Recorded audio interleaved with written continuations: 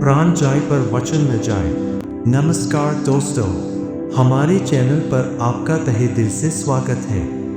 बहुत समय पहले की बात है। एक दूरदराज के राज्य में राजा विक्रम और रानी अनुराधा राज करते थे। यह राज्य न केवल समृद्ध था, बल्कि यहाँ की प्रजा भी बेहद खुशहाल थी। लोग राजा की बहादुरी और न्यायप्रियता के किस्से सुनाते नहीं थकते थे और रानी की बुद्धिमत्ता तथा दयालुता की मिसालें दी जाती थीं। राजा विक्रम न केवल एक वीर योद्धा थे, बल्कि वे अपने न्याय और निर्णयों के लिए भी प्रसिद्ध थे।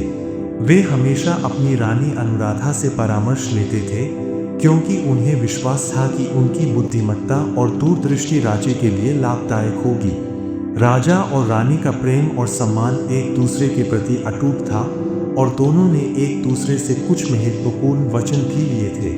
एक दिन राजा के दरबार में एक यात्री आया जिसका नाम रामदास था। वह एक रहस्यमय पत्थर लेकर आया था। दरबार में सभी लोग जिज्ञासापूर्वक उसकी ओर देखने लगे। रामदास ने हाथ जोड़कर कहा, महाराज, यह कोई साधारण पत्थर नहीं है। यह एक जादुई पत्थर है जो केवल उसी के हाथों में चमकता है जो सच्चे दिल से अपने वचन का पालन करता है।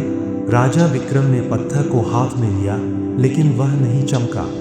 यह देखकर पूरा दरबार आश्चर्यचकित रह गया। राजा स्वयं भी सोच में पड़ गए।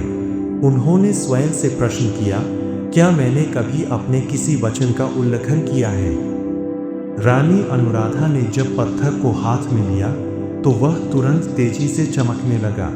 यह देख दरबार में मौजूद सभी दरबारी और मंत्रीगण चकित रह गए।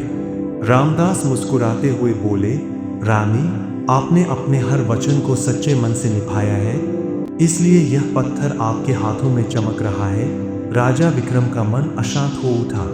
उन्होंने सोचा, क्या मैंने किसी वचन का उल्लंघन किया है? वे बहुत देर तक सोचते रहे और फिर अचानक उन्हें एक पुरानी बात याद आ गई।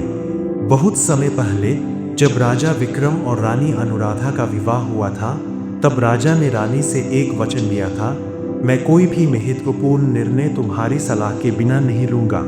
राजा ने यह वचन खुशी खुशी दिया था, क्योंकि वे रानी की बुद्धिमत्ता पर पूरा भरोसा रखते थे। लेकिन कुछ समय पहले जब रानी अनुराधा अपने मायके गई थी, तभी एक महत्वपूर्ण संधि राजा के पास आई। राजा ने बिना रानी से परामर्श किए उस संधि पर हस्ताक्षर कर दिए। उस समय उन्होंने इस वचन को याद नहीं किया, लेकिन अब जब उन्हें अपनी भूल का एहसास हुआ तो वे व्याकुल हो गए। उन्होंने रानी अनुराधा की ओर देखा और कहा, रानी, मैंने अपने वचन का उल्लंघन किया है। मैं भूल गया था कि मैंने तुम्हें यह वचन दिया था। कृपया मुझे क्षमा कर दो। रानी अनुराधा ने मुस्कुराते हुए कहा, महाराज, गलती करना मानव स्वभाव है, लेकिन उसे स्वीकार कर सुधारने का प्रयास करना ही सच्चा गुण है। आपने अपनी गलती मान ली, यही सबसे महत्वपूर्ण बात है। रामदास ने राजा को सांत्वना देते हुए कहा, महाराज, यह पत्थर आपका चरित्र दर्शाता है। मैं कुछ दिन बाद फिर आऊँगा और तब आप इसे फिर से हाथ में पकड़िएगा।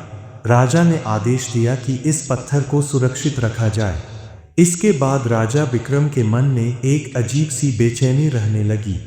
वे खुद को दोषी मानने लगे और सोचने लगे, काश मैंने उस दिन संधि पर हस्ताक्षर न किए होते। वे अपने कामों में भी मन नहीं लगा पा रहे थे। हमेशा उत्साह से भरे रहने वाले राजा अब गंभीर और उदास दिखाई देने लगे। रानी अनुराधा ने यह महसूस किया, लेकिन उन्होंने सोचा कि समय के साथ राजा इस अपराधबोध से मुक्त हो जाएंगे। राजा अपने जीवन से निराश रहने लगे। वे खुद को बार बार कोसते कि उन्होंने अपने वचन को तोड़कर अपनी सच्चाई पर संदेह उत्पन्न कर दिया। कुछ महीने बीत गए। एक दिन अचानक रामदास फिर से दरबार में आ पहुँचे। उन्होंने राजा से कहा, महाराज, अब एक बार फिर इस पत्थर को अपने हाथ में लीजिए। राजा विक्रम थोड़ी झिझक के साथ पत्थर को हाथ में लेने लगे। उनके मन में संशय था कि क्या यह अब भी नहीं चमकेगा। लेकिन जैसे ही उन्होंने पत्थर को छुआ, वह चमक उठा। पूरा दरबार इस चमत्कार को देखकर हैरान रह गया। रानी अनुराधा की आंखों में भी गर्व और खुशी झलक उठी। रामदास ने कहा, महाराज, आपने बीते समय में अपने वचन का ईमानदारी से पालन किया है। आपने अपनी गलती को स्वीकार किया, खुद को सुधारा और अपने संकल्प को मजबूत किया। इसलिए यह पत्थर अब आपके हाथों में चमक रहा है। राजा विक्रम की आंखों में खुशी के आंसू आ गए। उन्होंने महसूस किया कि गलती करना महत्वपूर्ण नहीं होता, बल्कि उसे सुधारने की कोशिश करना ही असली गुण होता है। इस घटना के बाद राजा विक्रम और रानी अनुराधा ने और भी सतर्क होकर अपने राज्य का संचालन किया। वे हर निर्णय सोच समझकर लेने लगे और अपने वचनों का पालन करने में और अधिक निष्ठा रखने लगे। राज्य पहले से भी अधिक समृद्ध और न्यायपूर्ण बन गया।